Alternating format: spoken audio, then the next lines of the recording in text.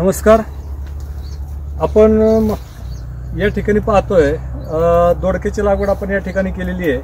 तर 10 जून रोजी आपण दोडक्याच्या लागवड करण्याचा निर्णय घेतला आणि आज मला वाटतं साधारणपणे 1-2 महिने वरती 5 दिवस आपल्या प्लॉटला झालेले आहे.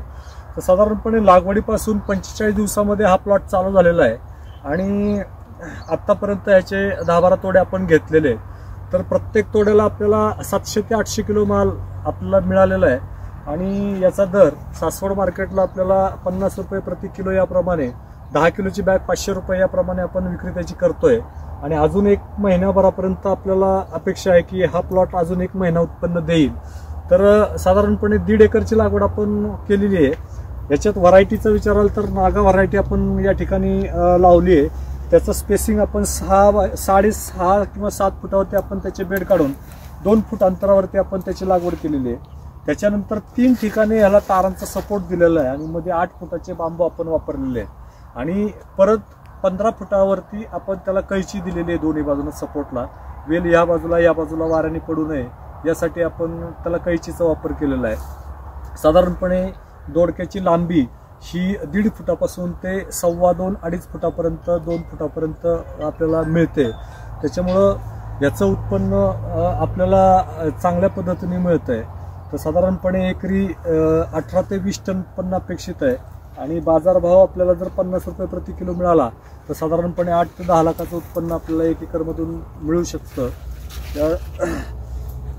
मी जो दर पकडला होता तो साधारणपणे 30 रुपये पकडला होता, पण मार्केटला पाऊस काळामध्ये दोडका आणि कारल्याची आवक थोडीशी कमी असल्याने आणि आपल्या मालाची प्रत गुणवत्ता ही चांगली असल्या कारणानं आपल्याला त्याचा दर हा निश्चित चांगला मिळतोय. मार्केटमध्ये गेल्यानंतर आपल्याला व्यापारी आपला माल 1 तासाच्या वरती ठेवत नाहीत, पटकन उचलून घेऊन जातात. ह्याच्यातूनच आपल्याला एक गोष्ट लक्षात येते की व्यवस्थित त्याचं खत व्यवस्थापन, पाणी व्यवस्थापन, फवारणीचं व्यवस्थापन आणि जे काही त्याच्यावरती येणारे रोग कीड असतील किंवा डावणी बुरीचा प्रादुर्भाव प्रामुख्याने पावसाळ्यामध्ये होत असतो, तर त्याच्यासाठी आपण योग्य ती औषधांचा वापर केल्यामुळं आपल्याला सुंदर प्लॉट या ठिकाणी आपल्याला पाहायला मिळतोय. सगळीकडं तुम्ही जर पाहिलं तर सध्या एकदम तुम्हाला फुलांचं प्रमाण सुद्धा भरपूर प्रमाणात संध्याकाळी 6 नंतर याची फुलं ओपन होतात आणि मग ह्याच्यामध्ये क्रॉसिंग पॉलिनेशन जे म्हणतो आपण, ही क्रिया चालू होते आणि मग उद्या सकाळपर्यंत ही फुलं ड्रॉप होऊन परत तिथे आपल्याला नवीन सेटिंग मिळत असते. 1 दिवसाड ह्याचा तोडा चालू असतो. साधारणपणे 8 ते 10 लेबर या ठिकाणी काम करतायत आणि डेली आपण मार्केटमध्ये रोज 1 दिवसाड म्हटलं तरी हरकत नाही. म्हणजे आज तोडला की उद्या आपण मार्केटमध्ये यातला माल आपण घेऊन जातो आणि त्याची विक्री करतोय. तर याच्या पुढे जाऊ नये आपल्याला. तुम्ही जर बघितलं तर माझ्या ठिकाणी इथं काही लिंबाची झाडं आहेत, काही जांभळीची झाडं आहेत. तर जांभळीच्या झाडांवरती सुद्धा 30-30 फुटापर्यंत याचे वेल वाढलेले आहेत आणि दोडका मला 30 फुटापर्यंत त्याचा दोडका आपल्याला उत्पन्न मिळतोय. तर आता वरती झाडांकडे जर बघितलं तर त्या झाडांकडे ते तुम्हाला दोडक्याचं वेल पाहायला मिळेल आणि या ठिकाणी तुम्हाला वरती 30 फुटापर्यंत तुम्हाला दोडके लागलेले दिसत आहेत पहावरती. तर पुढच्या वेळेस करताना आपण कुठेतरी कमी पडतोय, तर स्टेज मध्ये कमी पडतोय.